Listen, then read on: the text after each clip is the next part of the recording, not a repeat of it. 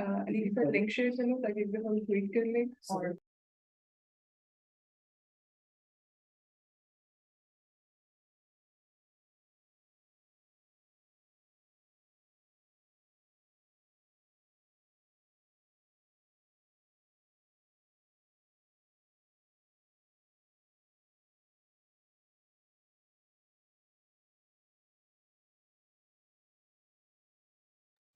Now you're like.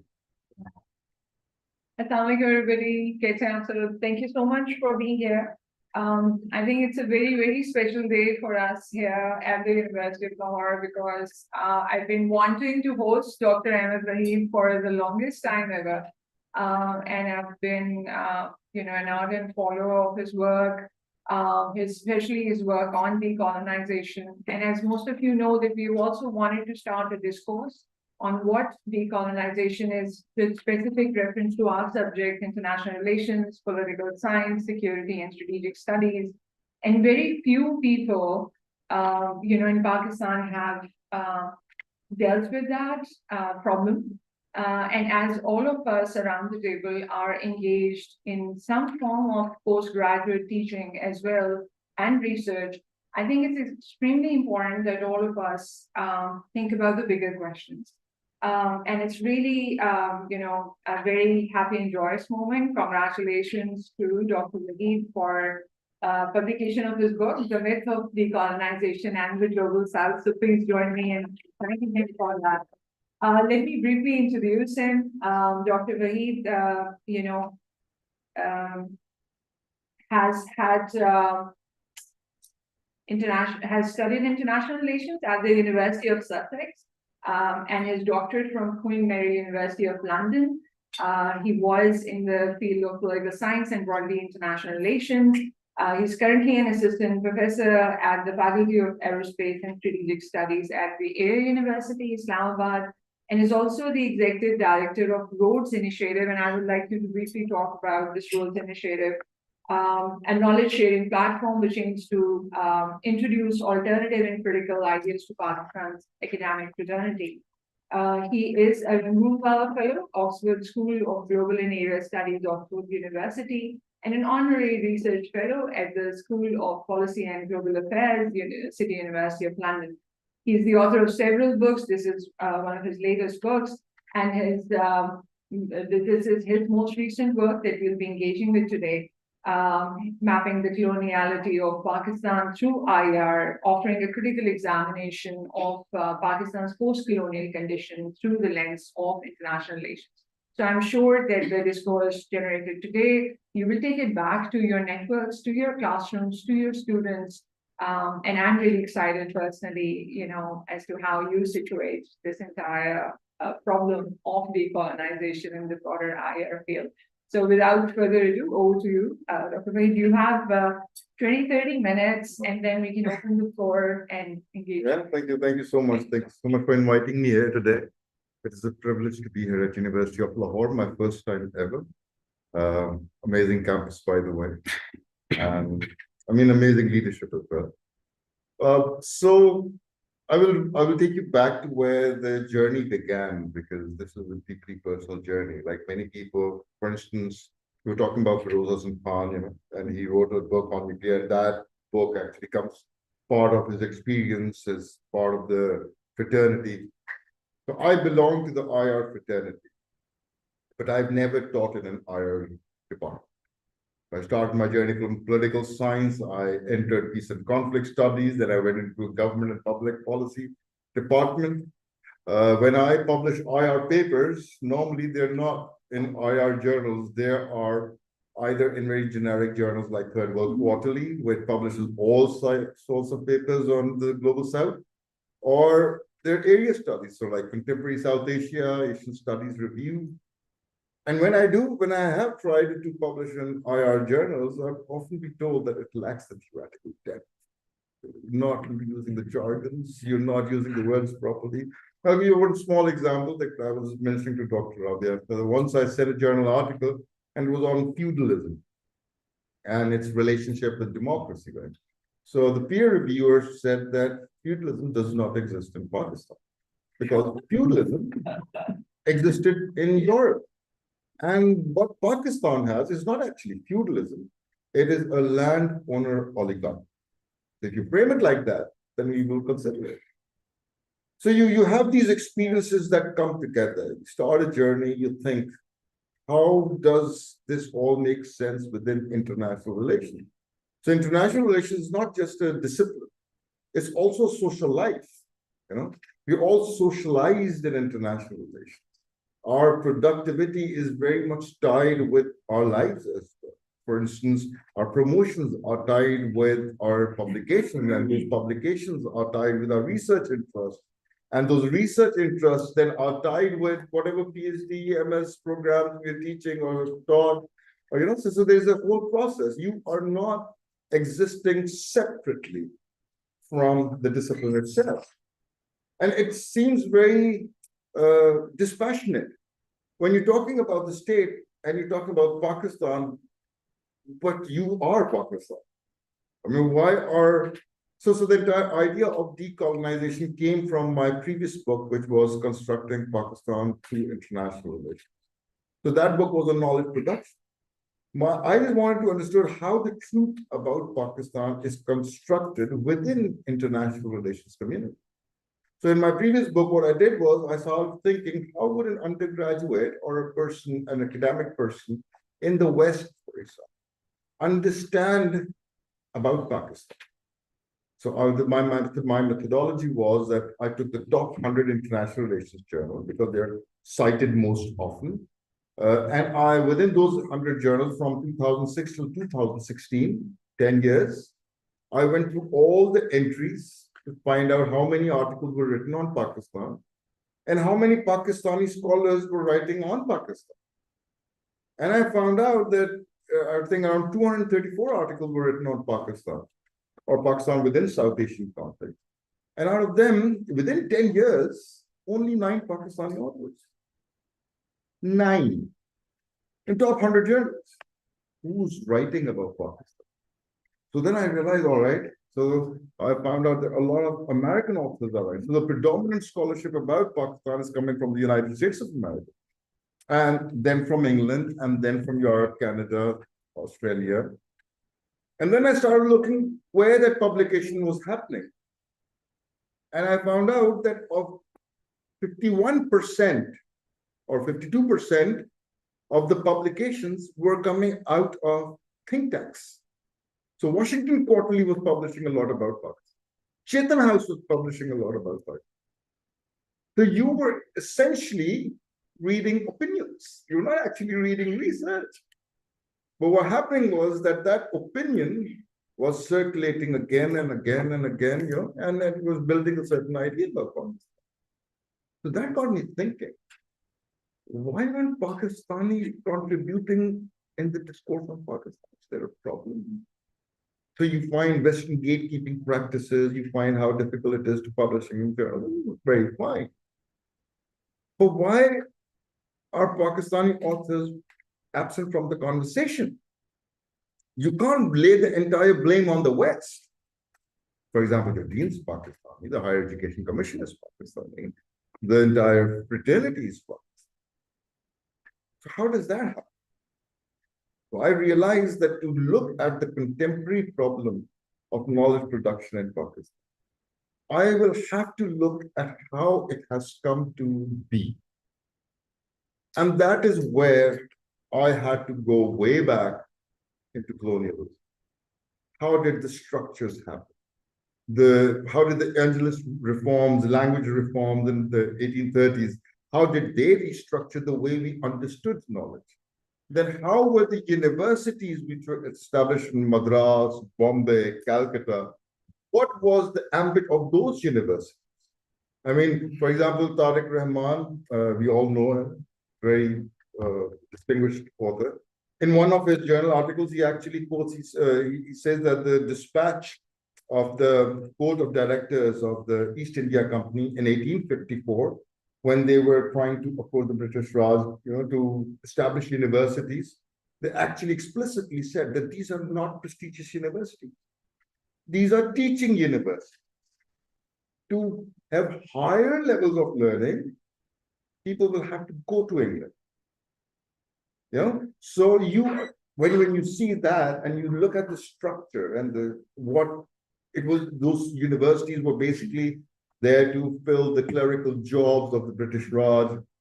And then you look at the present structure and you see the resonance in the way we live our social lives. It's not very different from then.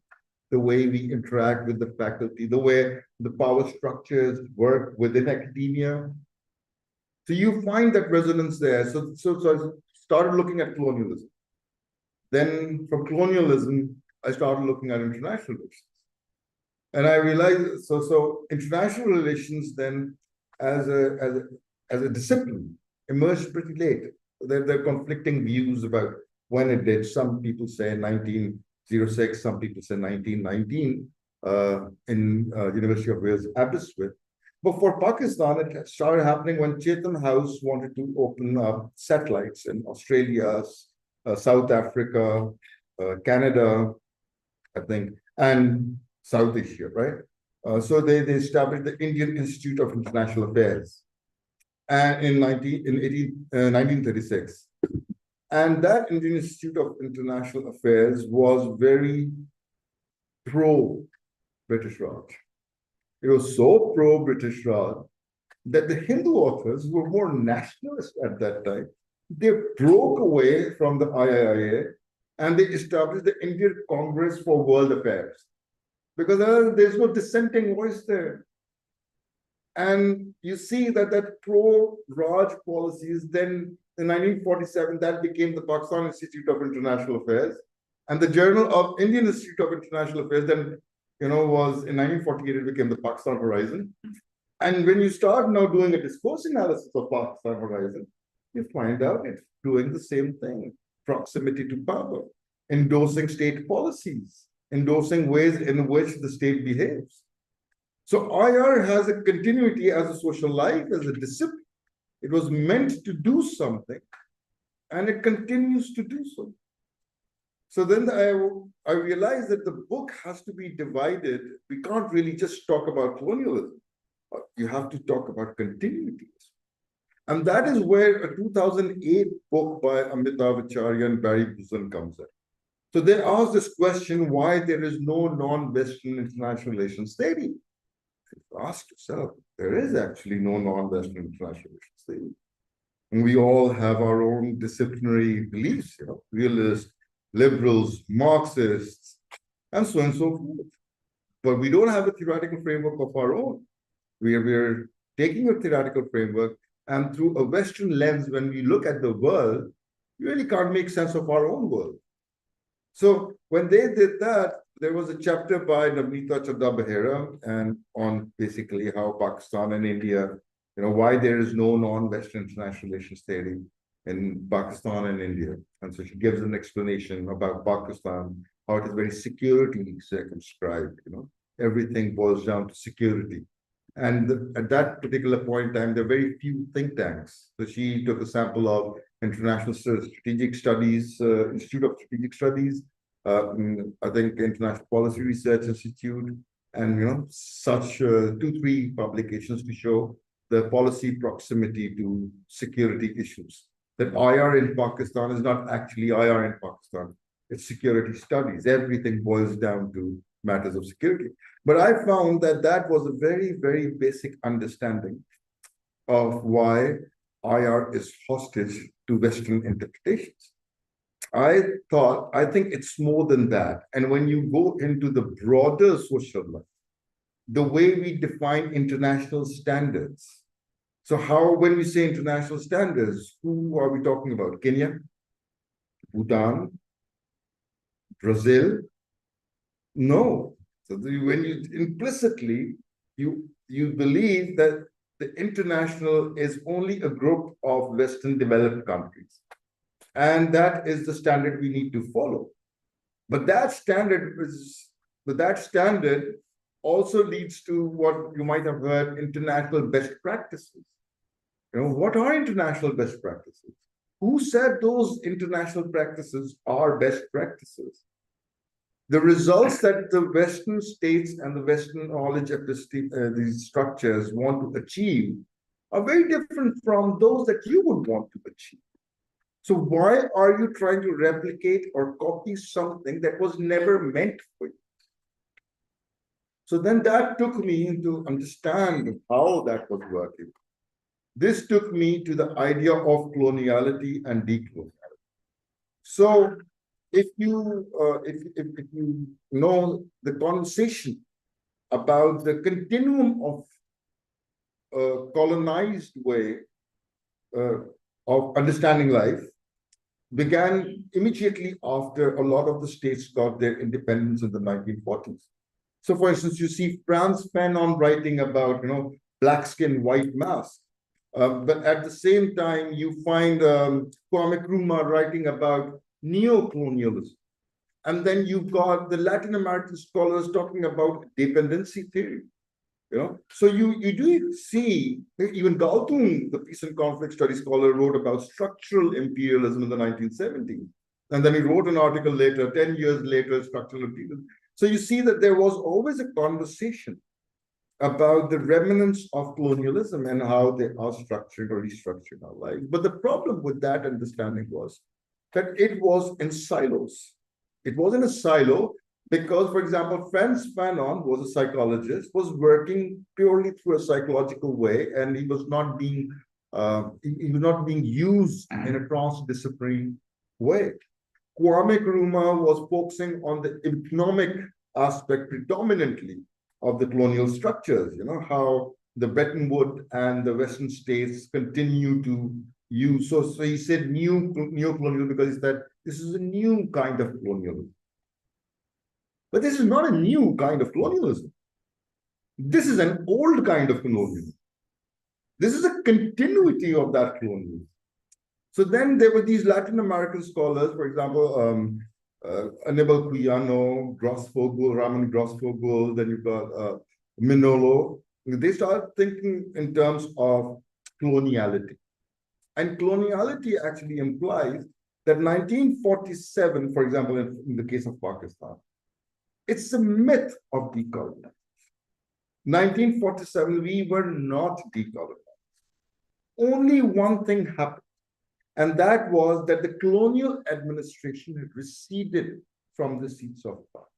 The system, the structure, the powers, the language, everything was in its own place. So Hamid Dabashi, he following Fanon, he said, brown skin, white masks.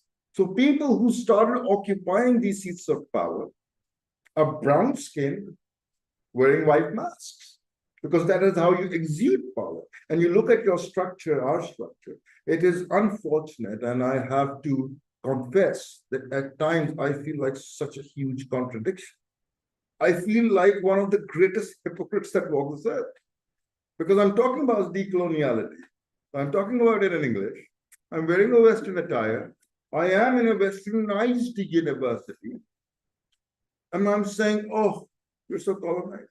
But that is the whole problem. So how do I confront that problem? So Paulo Freire then says that any process must first begin from a process of conscientization, which Maldonado Torres says critical consciousness. That you must first understand the oppressive conditions under which you live. You can't exist outside the neoliberal ordering of life. You can't exist. So you need to first understand. And then there are three phases in which the process moves forward. First, you understand and communicate. Then you strategize how to disentangle this colonial matrix of power, and then you implement that. So it's a very slow, very gradual, very personal process.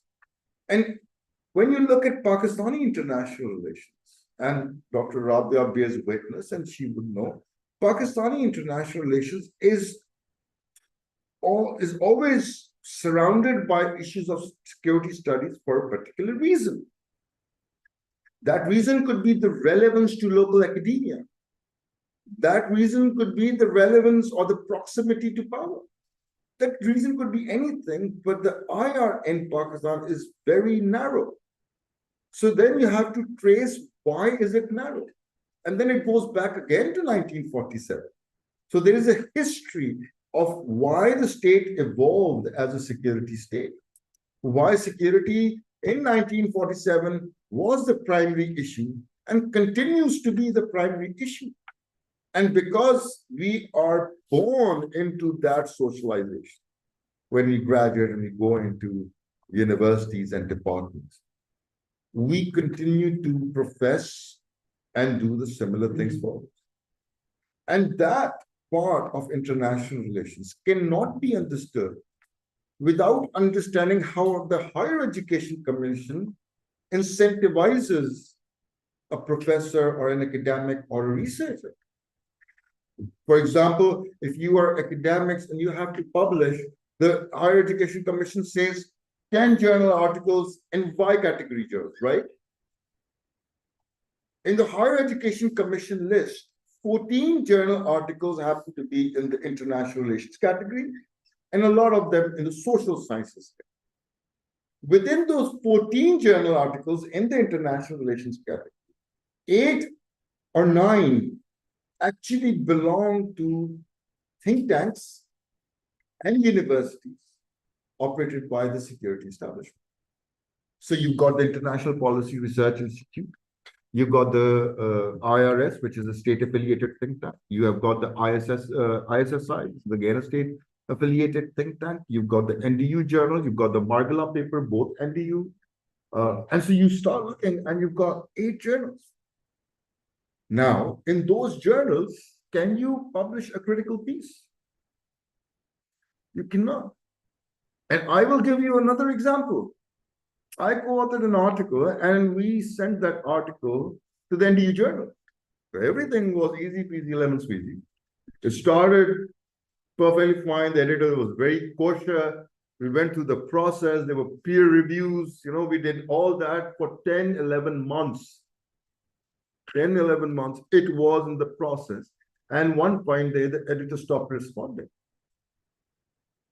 And lo and behold, I asked the editor replied after about 2, 3 months and said, the university reserves the right to not publish your book.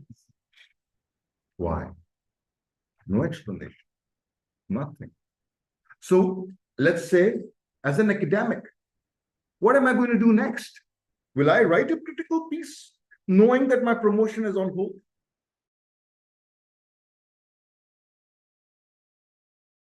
So the more I start leaning towards knowledge that endorses things, that is what I will profess in the classes for. So I will always lean towards realism as having bigger explanatory power because it is easier to publish in that. That is what I'll read, that is what I learn, that is what I talk about, so that is what I will teach. Liberalism, have you ever understood why beyond liberalism and realism, even as professors, we really don't care about Marxism or constructivism or post-radical structuralism or even feminist theory or green theory? You really don't care. You're like, all right, in one class, we'll do everything. Or before midterm, we'll do these 3 big main theories. Why? Because you also know that your student only needs these 2 or 3 theories. And that is why you do it.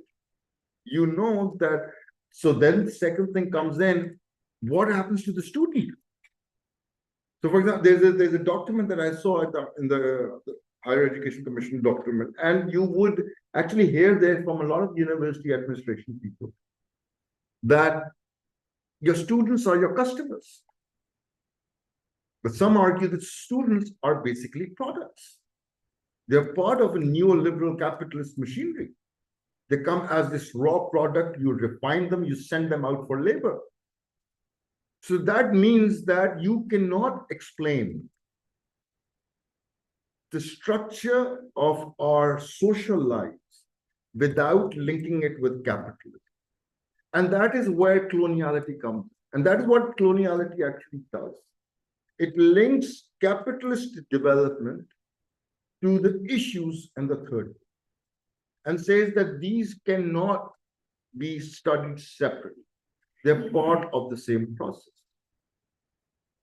And so, have I spoken enough? No, no, no. Okay. And so, you have to study how the capitalist machinery works. For example, as I said, your publication profile, your incentivizing, your international standards, your journal articles, how does this capitalist process work? What is the meaning of knowledge? The knowledge that you produce for journal articles, who are you producing it for? Are you producing it for students who are going to read it? Are you producing it for your own peers? Who are you producing that knowledge for? Are you producing it for the people in the state? So it becomes very important to understand what is being produced and who are you producing it for. So then the second question arises, whatever you're producing, can it be called knowledge? Is it actually knowledge? Does it have the transformative effect that is supposed to have? Because that's what knowledge does. Who knows and who should know? How does that gatekeeping process works? So what the capitalist, according to the decolonial author, what the capitalist industry has done, it has reduced your entire knowledge episteme to one line in your resume. So actually, all your writing, all your work is restricted to adding that one line in your resume. Even you understand while you're writing it that it's not going to have the remit or the currency that it's supposed to. So the transformation, according to these decolonial scholars, is from a knowledge society to a knowledge economy. So imagine before 1999, you had only 17 universities in Pakistan. 17. Now you have more than 270 universities. So normally I ask my students, I asked them, I said, when you had 17 universities in Pakistan, were other people not doing jobs? Were they not working? Were they not earning? What happened? How does 17 universities translate to more than 270 universities?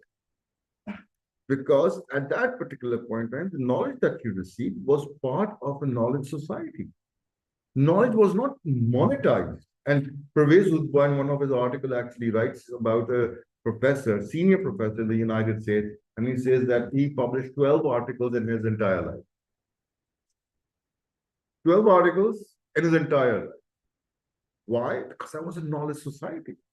You find something knowledgeable, you do something knowledgeable, you transmit that knowledge out. It is well thought, well articulated, well comprehended. And then from there, when Musharraf introduced his reforms to which Higher Education Commission came into being, Higher Education Commission was a corporate machinery, and it turned the university into a corporate. So you find a lot of literature amongst decolonial scholars about how the corporate university emerged in the 2000s, not only in the non-West, in the Western. And like all corporations, these universities weren't really concerned about what kind of knowledge you're generating. They weren't concerned about how knowledgeable you are. And they weren't concerned about where that knowledge was going to go. What they were concerned was, how do we turn this into a business?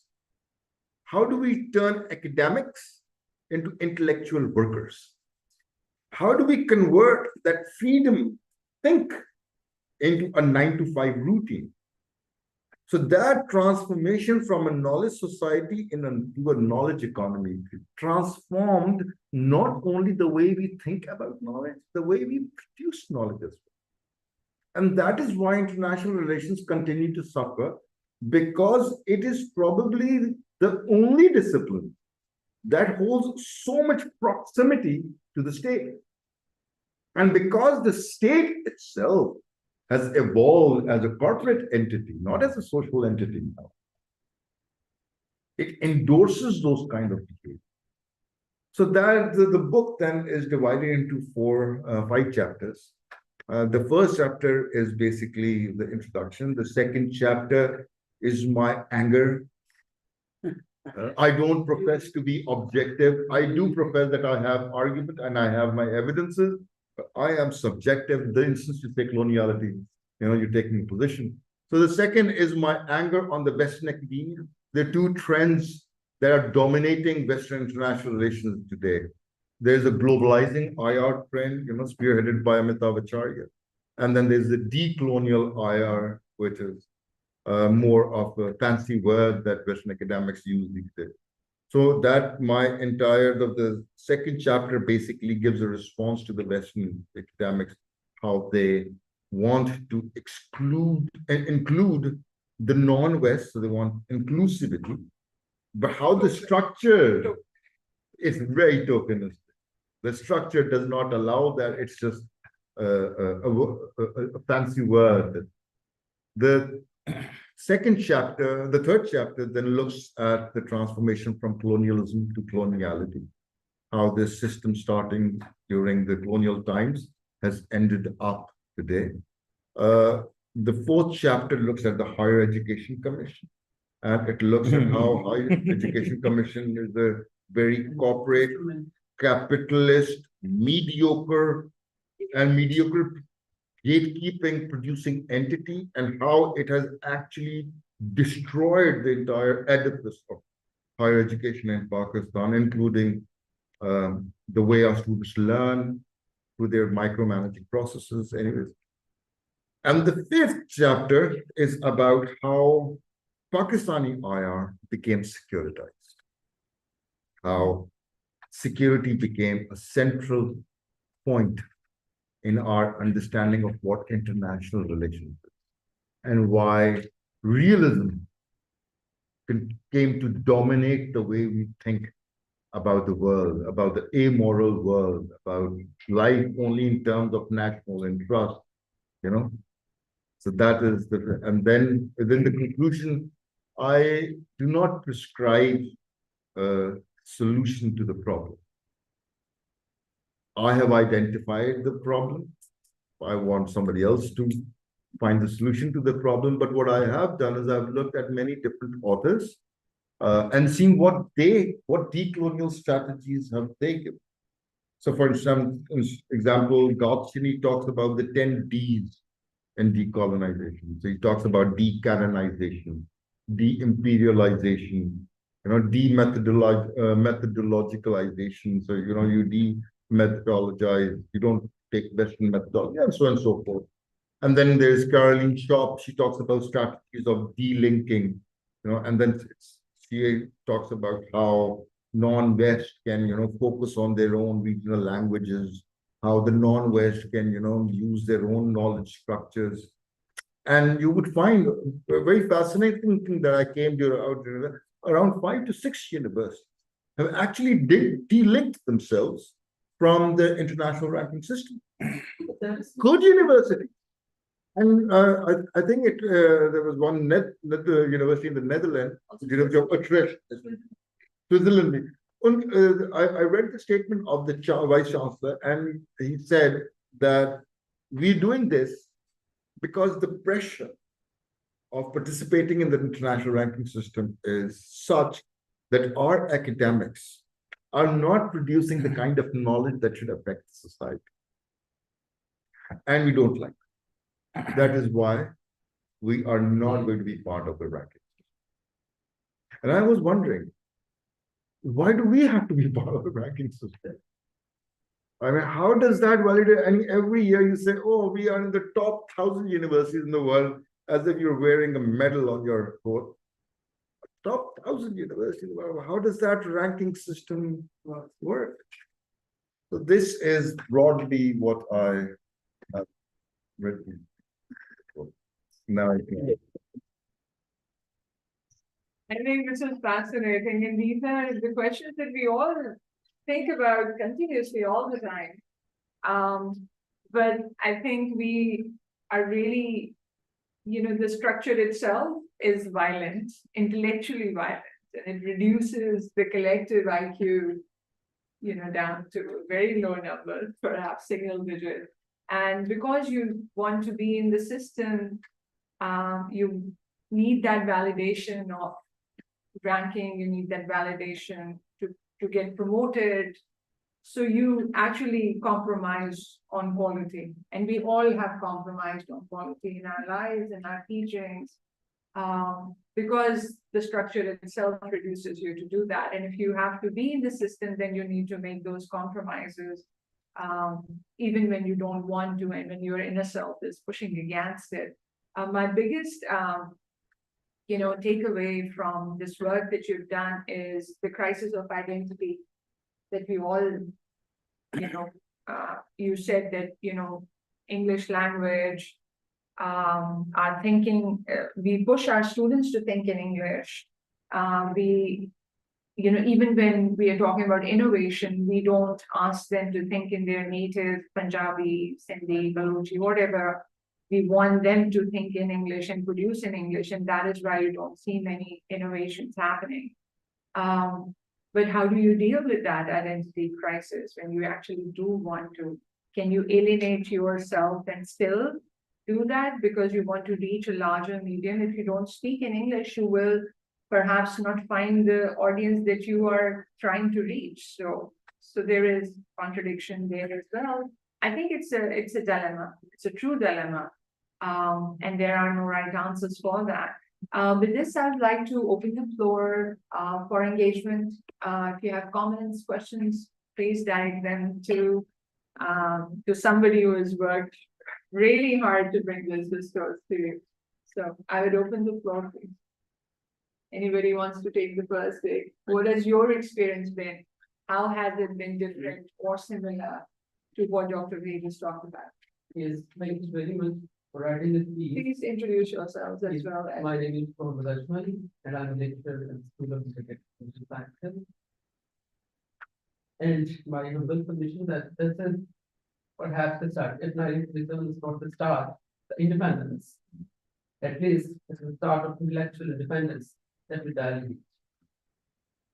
मुझे तो ये है कि उनकी university ने कैसे respond किया। Because Dr. Raj is here with you, so English is fast a bit. I would like to know what is the response of your host distribution university on this book, and I'm surprised that you're still safe and secure. So the exact meaning of this vision, and how are we going to initiate paradigm shift into the dynamics? I just salute you. For pushing the boundaries, yeah. It takes courage. It takes a lot of courage to do that, yeah. Pray for your continuity of security and safety. You become a national security issue for that. There are a couple of points I would like to, so my question definitely was that you have, if the responsibility to the other people, process of conscientization. The next question is, who would be the agents of that process and who would strategize and who would implement? That is the big question. And the 10 T's you talk, the writers name what it was. Don't work. You name 3 or 4 of them. Dealing is not a solution. Like with other things. Because even if your conscience told you that your identity is compromised and the way you are presenting your critical intellectual thought is socialized into that framework and structures.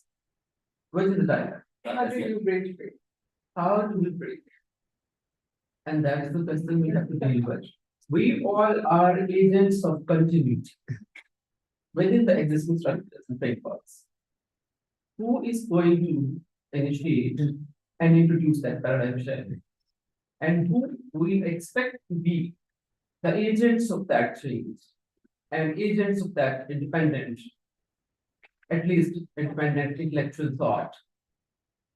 And what I think is the I- mechanism and strategy? You've taken So, the first step actually. Yeah, right? I think This you will be that article agent. is- I think you will be that the agent. tool. And this is a vent, the special pressure that we all as epidemic So, undergo always, and we deeply realize it. I think you will be the agent. And I think, why? Because you're all teaching person. all you have to do actually. And we have to. If follow look course at outlines. how your course outlines must tell your students something about their colonial past. In every respect, you're doing human rights. Look at how the concept evolved. And those examples from Exactly. studies. So the idea of decolonizing is not to completely throw the Western literature away. It has never happened in history. It will never happen. It shouldn't. It should not. It's not. But the entire idea is to recenter yourself in the literature. And that's When the you issue. see human rights, how do you view human rights? Do you see human rights equal? Do you see the oppression of human rights? Is that oppression of human rights, does it resonate with your being? If it resonates with your being, what kind of frameworks do you see? So your course outlines should at least give your students some idea of what they're learning, some idea of the background of what they're learning. And I think the first strategy will always be pedagogical. Always. It will always start from one person going into the lecture hall and saying, let me tell you how colonialism changed us. And let's try to find out together how we can go back or find our center. And I and Dr. Rabia were talking about this before, and we talked about identity crisis among students. Why shouldn't they be confused and frustrated? They don't understand how the local cultures work because the Western ideas and the Western ways of doing are so delineating, you can't even resonate with them. So when I talk to them about, let's say, Thomas Hobbes or Immanuel Kant, they don't understand that. But if I tell them, okay, oh, do you know this is what Immanuel Kant said, and something similar happened in Bulleh Shah's Shairi, and this is how this works. They're like, oh, Bulleh Shah, this is how Bulleh Shah talked about it. So that resonates because it's of the land. So the idea is to recenter knowledge around your being and your society so that it has resonance. And the first strategy will always be pedagogical. The second strategy will always be research. And the third strategy would probably then be a structural.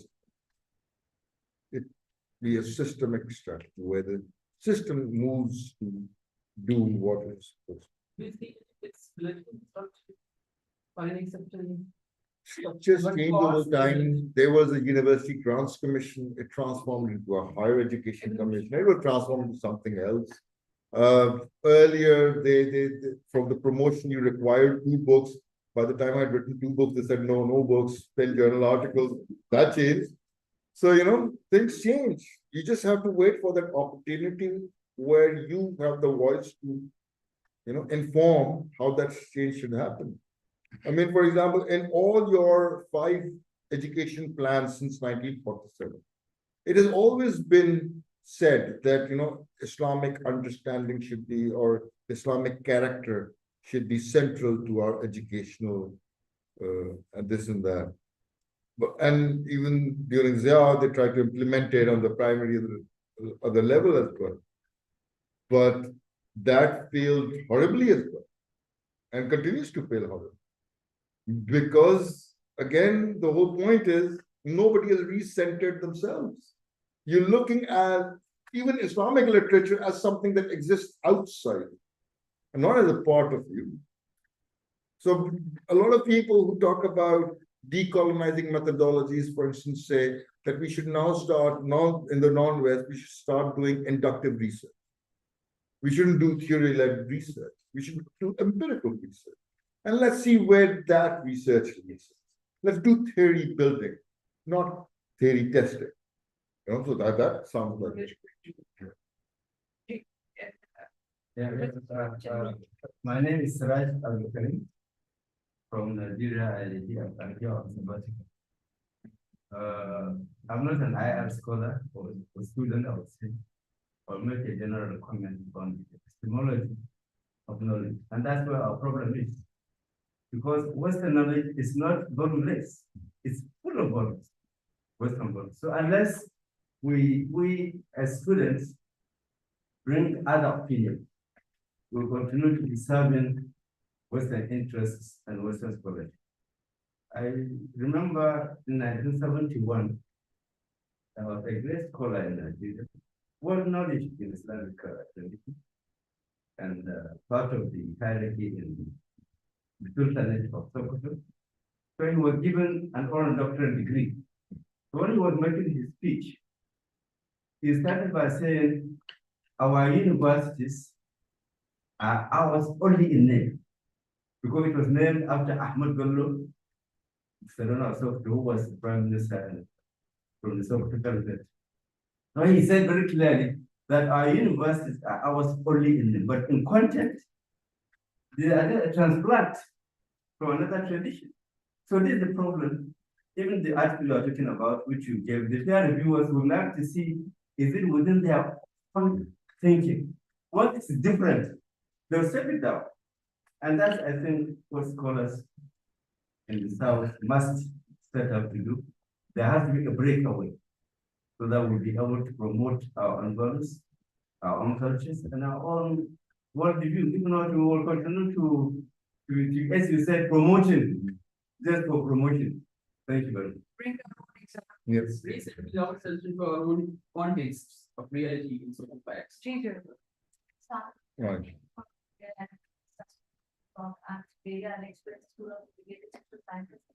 So I have also written a research paper about the translation of colonial legacy of all based on certain groups, identity, such as the world. But your talk reminded me one tweet by Dr. Nida Kalman on Twitter. She talked about like the coinage of the terms, like the word Pathan has been coined by the British, whereas the real word is the Pathan. And you also talked about like there is no Pakistani or the Southern Iraqi IR. So my question is that even if we don't do certain research in our classrooms, that such terms have been coined by the British. Even if you don't have that grassroots level research, how can you build up the find this gap? What would be the first point as an academic for us to find and start with? As I said, it's a very slow and a very painful process. Because when I think decoloniality or, I have a different understanding of it.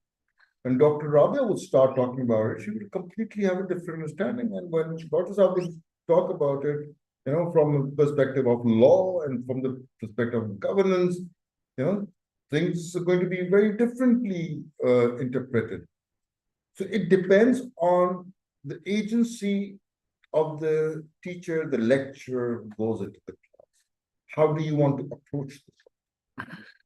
And you don't really need the higher education, because the higher education doesn't tell you, the commission doesn't tell you that this is what you need to teach within the subject. They tell you the subject, human rights or nuclear drugs. But the inside, the content of it, I think every lecturer can devote 2 or 3 lectures on, talking about this. And maybe giving projects on, come up with something of your own. I think it's a slow process. It should start from 1 person, 2 people, 5 people, and it will grow a little. Maybe if I could just extend what Javier is saying, can we sort of catalog discipline-wise, what are some of the terminologies and what are their origins? Because we don't have that basic database to go back to and say that these are the words that we use in our daily lives, but these are not our words. So what are the colonial terminologies and what are our own indigenous words, so that we start replicating? If we don't have that sort of a database to go back to, then obviously, we won't be able to use them. So maybe this could be a project that we could do and start right from our own discipline, go back to our roots and say that, okay, this is the word that we've been using, but what is our own word for that? And try and then, replace it with that. Jeeta. So thank you so much for this. I am a student of international relations, trying to grapple with these issues now at a later age. I have been, you can say I have been an advocate of security most of my life. given that I started in the strategic plans division, where it's more about narrative and less about theory, where it's more about policy and it's about the prisms through which you view it. So it's more of advocacy, right? It's a little late for me to come here, but it's never too late. And recently, I was teaching a course, Introduction to International Relations. And it took me a lot of time to think, how can I, as a scholar in Pakistan, in these changing global times, bring something new in the subject? Before this, I was teaching Europe and world affairs, and imagine I was teaching them Middle Ages and Dark Ages, and I had to tell them that it wasn't all dark everywhere. There was one civilization that was growing somewhere, which was on both sides of the continent. So there's a worldview that we teach in our classes. So I understand thoroughly your point about pedagogy and the role that it would play. But the second point is, and you have in your research, and I'm a student of this, and I am naive, sorry for that naivety, but I do feel that this is a very important point, proximity to power. Because if we were to talk about security studies or even international relations as a discipline, there is a literature that is being produced in universities. Then there is a set of literature being produced in policy proximity of the national capitals of the world and all of that. So you talked about ICRI, you talked about IIS, you talked about ISSI, and just one university, which also is obviously a university that is led by the same structural elements.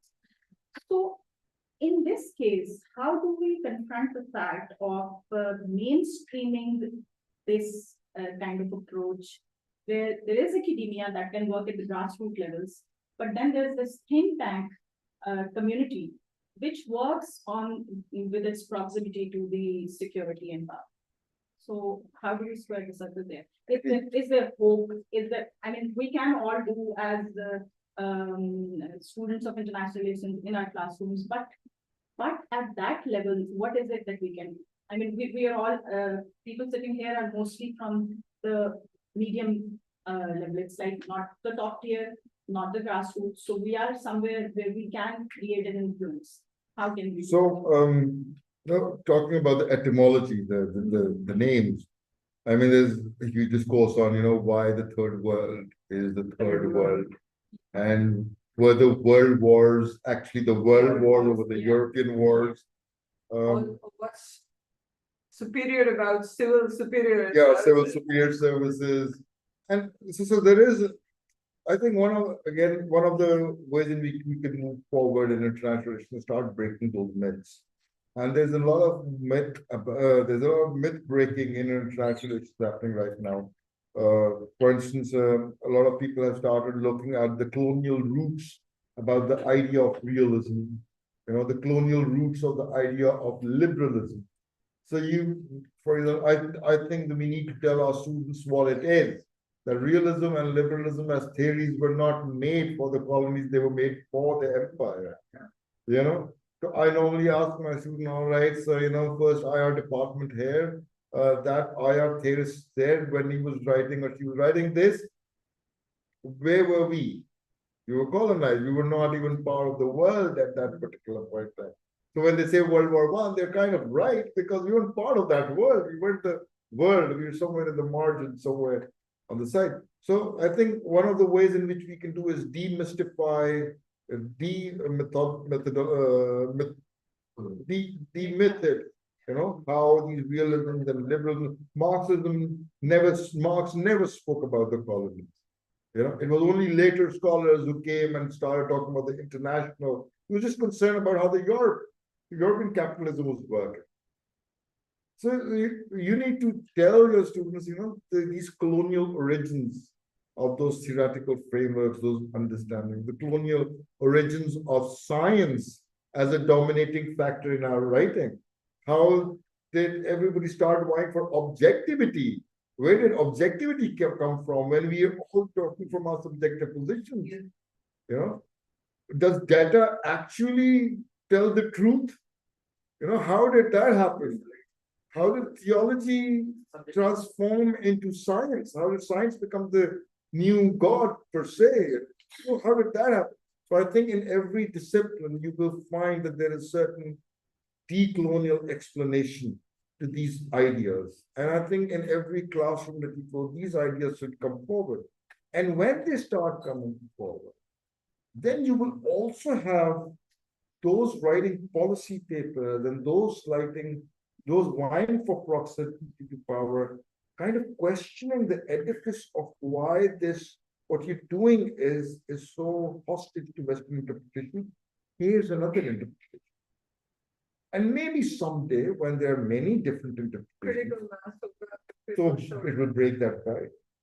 I mean, the problem, my socialization, our socialization is so deep that we can't really think outside security. So I'm Abdul Waris. I'm a research associate at the Center for Security Strategy and Policy Research. Well, I just have a few submissions. Even if the security, the IR in Pakistan translates into security eventually. And with security, there's this one problem again and which is the IR problem, that we always want to justify state as a rational actor, which is a problem of rationality. And Mersheimer has been talking about that rationality defined in IR for states would be anything done theoretically, right according to based or rooted in a theory. And with all the theories, being Eurocentric, our states, even I don't mind the security discourse that everything transmits to security, but then with security, we try to, justify ourselves within those frameworks, try to place ourselves, politically correct in those frameworks where I think as states, we really are not bound to do that. We should not be doing it. Our rationality can entirely be different because it must be based somewhere in our theories, which are not really explored. I won't say that we don't have theories. I'm sure there would be theories not explored and not as expanded as the Western literature is. And I was discussing with Dr. Abe yesterday. I learned a new word yesterday in a session. It's called weird. It's on psychology. It's a psychological acronym which says westernized, educated, industrialized, rich, and democratic. So the idea is that all the psychological samples and studies being done, they are weird participants. So the thing they're kind of trying to generalize the behaviors are really not generalized. They cannot be generalized because the population is very, it's Eurocentric. It's a weird population. So I think same goes on in our security studies as well. Even if the IR translates into security, there might be security problems if we are comfortable with the term, or if we're not, then that's fine. But even then in security, there's another kind of colonization, which is, we try to justify everything we do in their framework, and we have to be politically correct in those security frameworks. We can have our own security framework. So, for example, you talked about India Pakistan. So, there's this paper by Javed Kadir. It sees India Pakistan relations in terms of what we call Sharika. It's not a typical security problem. It's a typical Punjabi subcontinent Sharika problem. So, two brothers, close relatives, jealous of each other's growth. So that I think that explains a lot more Than any than other. any. For example, our nuclear tests, more than security dilemma. I think Sharika comes right therein. You know, for example, the problem of India's moon landing. Pakistanis went down like, we lost nothing practically that day, but the morals went down the drain, probably because some Sharika was doing. So I think there are frameworks that exist rooted right into our reality, but obviously not as expanded. And obviously the problem is you don't get accepted. And when your promotions and the human narcissism or the quest to get acknowledged is rooted in a system that accepts only a certain kind of things, obviously you can't really and just to sorry to interrupt, two things that came with coloniality and again from yesterday's discussion. One was a study on the African Americans and their anxiety problem. So the African American population has a huge anxiety problem diagnosed, and that comes from their flight or fight syndrome from the slavery era, and it has transmitted across generations. Similarly, diabetes in South Asia is primarily because of the coloniality and all the famines that we faced at different points. So now we have food, but our bodies are genetically modified themselves. The more sugar is now, uh, go us in a way. So there's a lot of things. And then climate, because I work on climate, the climate problem of climate justice comes from there. We are not industrialized, but we are the vulnerable ones. So I think the problem is really huge, but frameworks do exist. We just don't acknowledge them enough because we think maybe we won't, if we say these things, either we should say them because we want to sound cool in a conference, or we just don't say them because they won't be accepted. We want to mix, and that's basic human. So what happened was, when Gina De Santos is a Latin American scholar, and he says what happened was epistemicide, the global side, epistemicide. That's the sister They genocide. eroded your epistemology.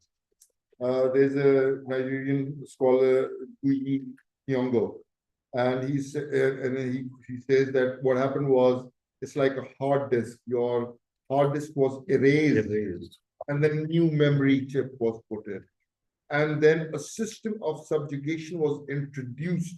Where you were supposed your validation. So there's another author, Minolo, and he talks about self-humanization. And he says that you self-humanize by positioning yourself proximate to the Western civilization. So the more proximate you are to the West, you're more humanized. So that humanize, as I said, that humanizing then becomes a problem because now if you start writing on Sharika, you're not very You're not very humanized. You're not closer to that civilization. That epistemicide that has happened has placed in your head what Alatar calls this captive mind. And Gildia calls this empire of the mind. So something happened, not just to the bodies, something happened to the minds as well. And when those minds were changed to identify a different structure as a way to validate themselves, this is the education system that born out of it. So to bring, look at it this way. You start writing for about, let's say, there is a lot of, as you said, a lot of work that is already present. All you have to do is use that word, but you write in English. What about the 21 crore population who has no clue about what you've written? That knowledge doesn't permeate anywhere. How do you deal with that? So the problem with the global south, the global north scholars talk about epistemological decolonization. They say we should epistemologically decolonize. We should bring our theories. We should, bring our own methodologies, and we should epistemologically decolonize. I think the problem is much deeper. It is epistemic. It is the entire structure of your being. The way it relates into that matrix. So the Yana talks about a colonial matrix of power. And so the power cannot be disintegrated or segregated from knowledge, which cannot be segregated from gender, which cannot be segregated from your being. They all coexist in a very unhealthy matrix of power. One defines the other defines. So it is entirely epistemic. How do you, when you ask yourself, it is easy to epistemologically decolonize. You go back, you read full literature, you read set sociology concepts, you bring them, you write a journal article, you write a book. Well, that's easy. That's really easy. That's not that big a deal. But how do you epistemically decolonize? Now, that is $1 million question. Like I would ask, when you say transformation from colonialism to coloniality, how do we find coloniality? Is it acceptance of those patterns of colonial structures when you internalize it and when you you accept them as social reality of your own being? That is coloniality. Coloniality is built on two myths. One is the myth of decolonization, that the colonial structures have perpetuated. But because you don't say colonized, because you're not definitionally colonized, Clean break. there's a clean break within that concept. But the structures have moved forward. So you call that coloniality because you say it's not that, but it is that, the withdrawal of the British Raj or the colonial powers happened. Rest everything stayed the same. So that is why coloniality, number one. Number two, coloniality at its heart looks at capitalism as the problem. Hmm. Colonialism doesn't. So coloniality looks at how capitalism, the way it transformed. So the coloniality scholars take capital, they say 1492 was this year when capitalism, started happening in the world and started from Latin America.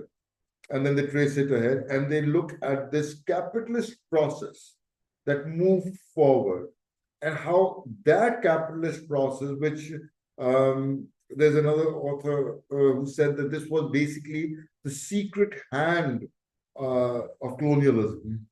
So it was the same thing. It was a secret hand of colonialism. And capitalism, it restructured the way we started looking at our own livelihoods.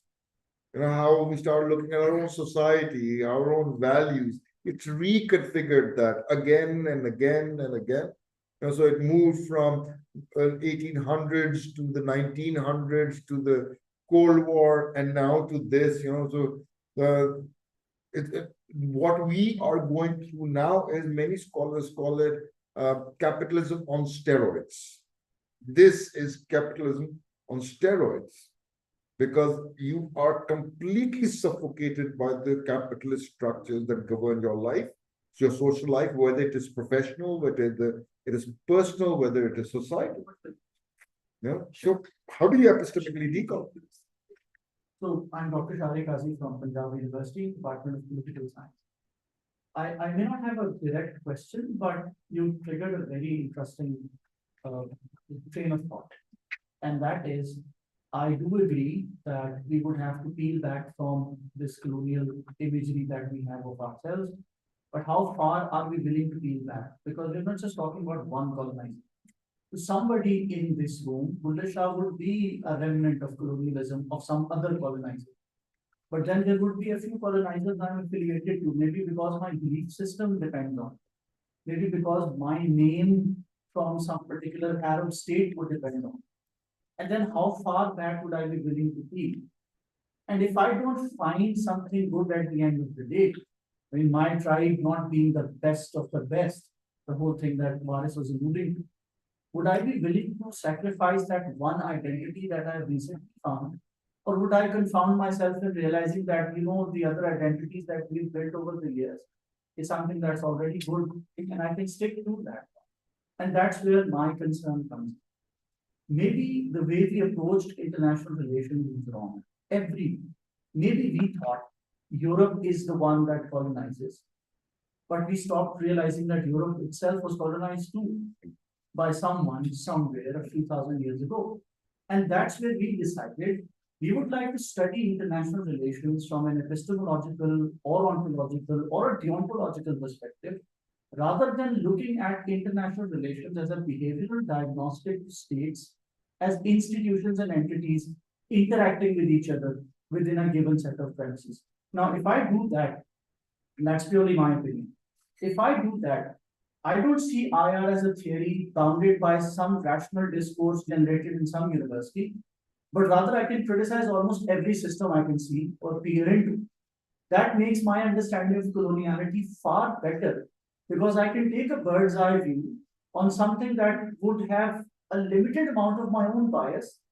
But then since I'm not looking at it from a systematic perspective or a utilitarian angle or a positivist perspective or even a post-positivist theoretical lens, I would be far easier in critiquing it rather than appreciating what it says or decoupling myself from what it wants me to say.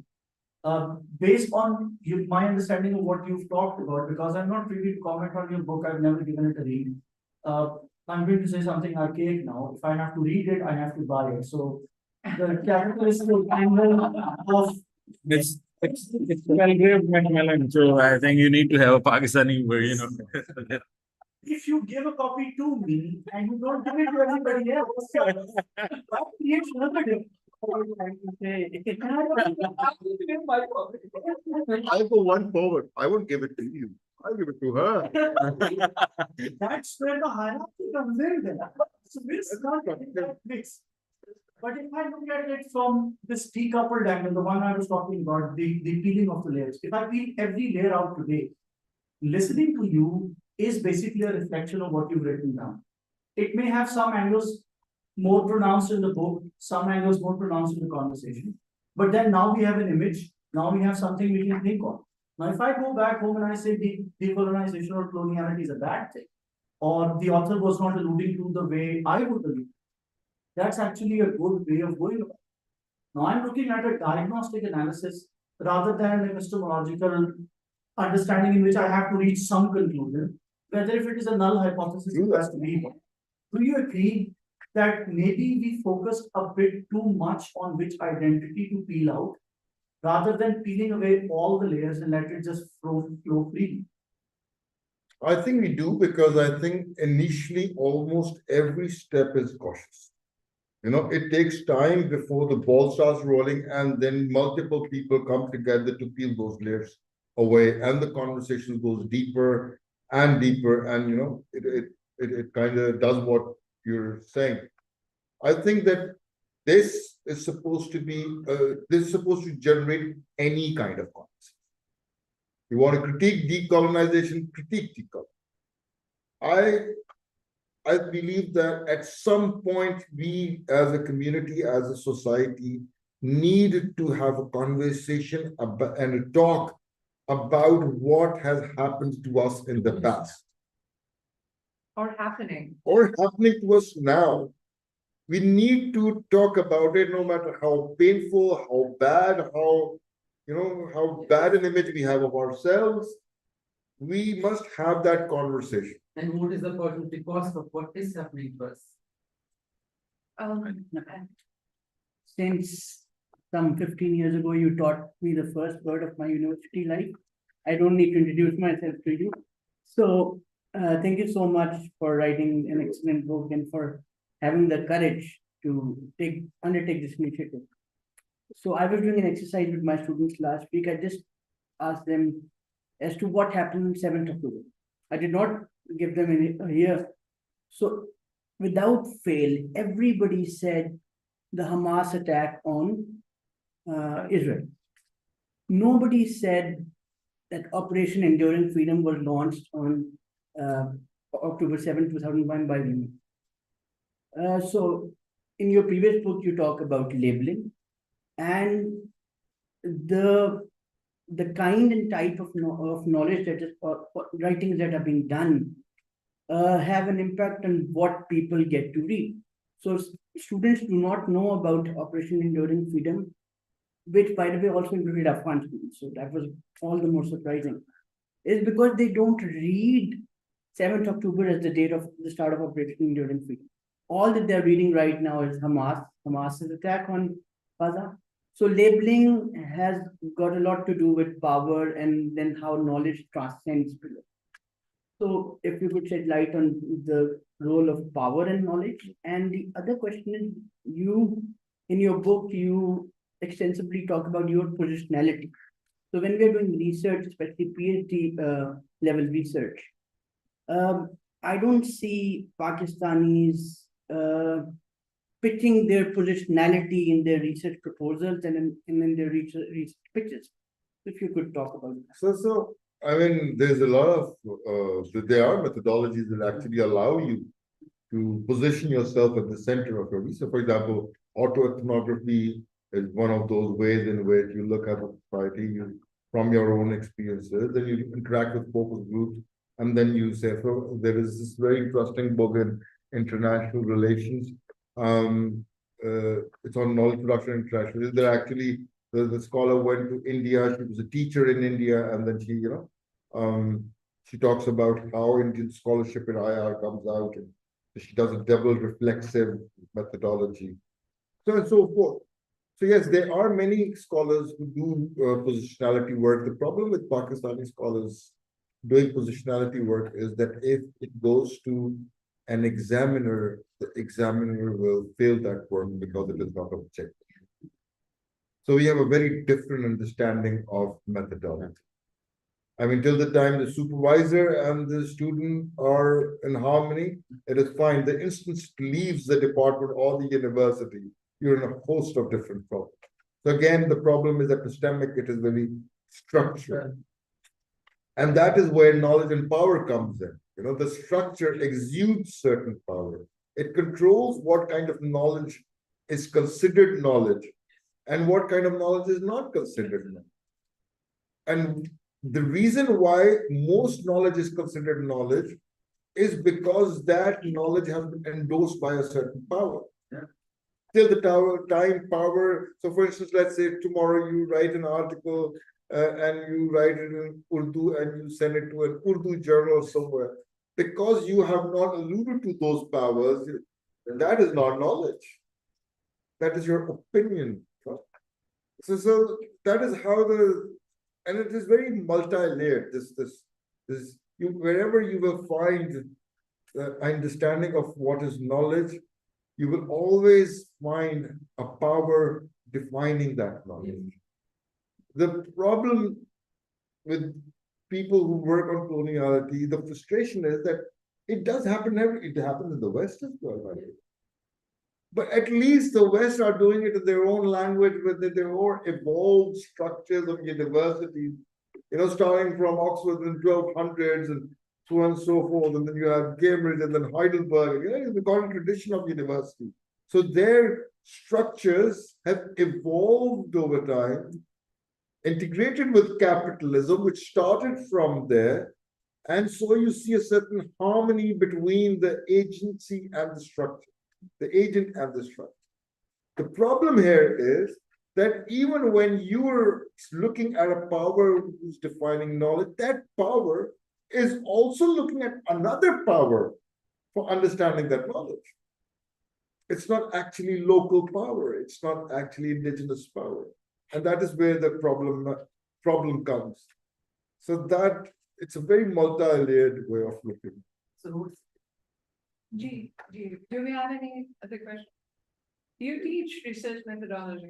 Yeah. So I would want you to chip in as well, because from research perspective, the kind of examples, you know, we need to bring in more examples to our students that are more indigenous rather than. Would you like to say something? Well, I always I like our part, and I think it's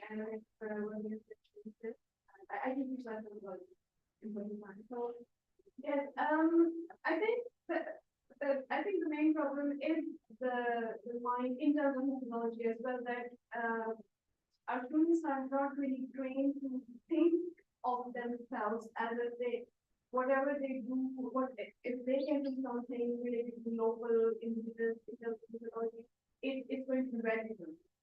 You know, that standard of white student superior, like if I give them references of Western books, that's acceptable. But then the problem is that we don't have many ourselves, so we lack there. So yeah, that we don't have that much available. So what option do I have? I have to give them all of that. So yeah, that's what it is. But thank you so much. Your session is absolutely amazing, interesting. So, about examples, I think I do agree with this submission that we don't have a lot of examples, but we do have examples. We just, you know, because we were not trained this way, we only know what was taught to us in being in that structure. For example, you talked about Marxism. So there's this paper by one of a geologist that sees Indus Valley maybe as one of the first communes not being ruled by anyone. So first idea of anarchy was maybe found in the Indus Valley, where, because the argument is that once there was Harappa and Mohenjo-daro was being dug, they found no shrine and no specialized tomb, because where there are rulers, there has to be, you know, huge tombs or shrines in all the civilizations of the world. But in Mehergarh, in Harappa and in Mohenjo-daro, they could not find the special graves or the high shrines, which, you know, then they came with the idea maybe people were equals, and, you know, there was a city council and everyone pitching in. So maybe the ideas of democracy that we take, were existing there. The idea of commune and anarchy, we are all very fond of Pradhune's anarchy, which is a very fascinating concept. A society with no laws and governing itself. Maybe it was there. Maybe we need to visit it with this lens. For example, we talk about Marx because we love him in a lot of ways. Some for the beard, some for the idea. But Mir said कि इन अमीरजादों के दिल्ली से मत मिलाकर मीर हम गरीब हुए हैं इन्हीं की दौलत से. So this is Mir far much more, much earlier than Marx came. And so we have examples, I won't say, but problem is we have our own limitations as well. We were not trained in such traditions. We don't read. That's Ali's first advice to you is always read, and that I think. The structural principles and informal communication. Examples for this, the single problems, experiences, people life, it's a good evidence. Let us universe, the new come across with different types. Say, experiments and individual experiences, but how much are they translated and placed into structural principles, which is being represented by the power finders, and how it's being propagated? That is part where we are missing. That is the gap. For the longest time, I and Dr. Abe and I have been telling American scholars especially that these ideas of counter value strikes and counter force and Fulda gap do not make sense in the Indo-Pakistan context. But obviously, if we were to tell it to somebody, we also need to know what these concepts are in the first place and who framed them. And why. I'd like you to speak about the notes. I have established a platform, Roads Initiative, actually out of the frustration of this Western ideas. And it's a knowledge sharing platform.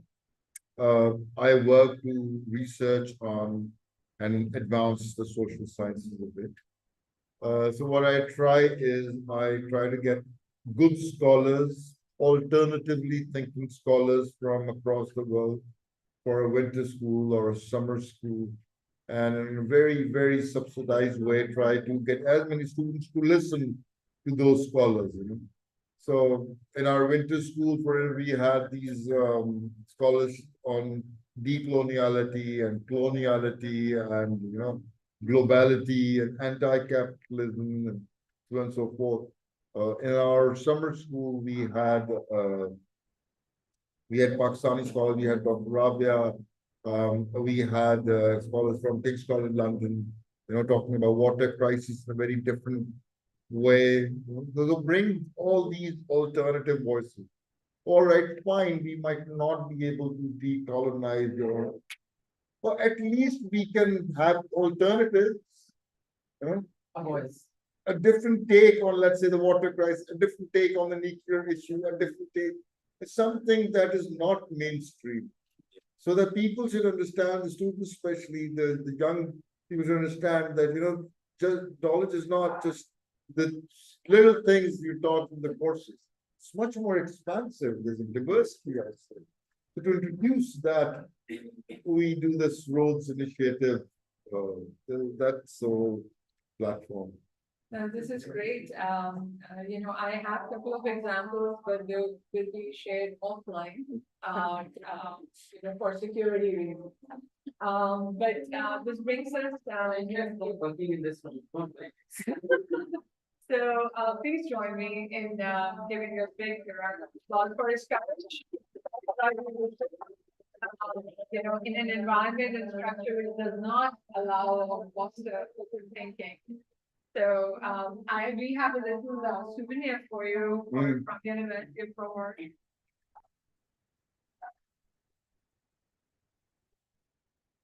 And it's also Friday today, Friday prayer. And just started. So just a little souvenir.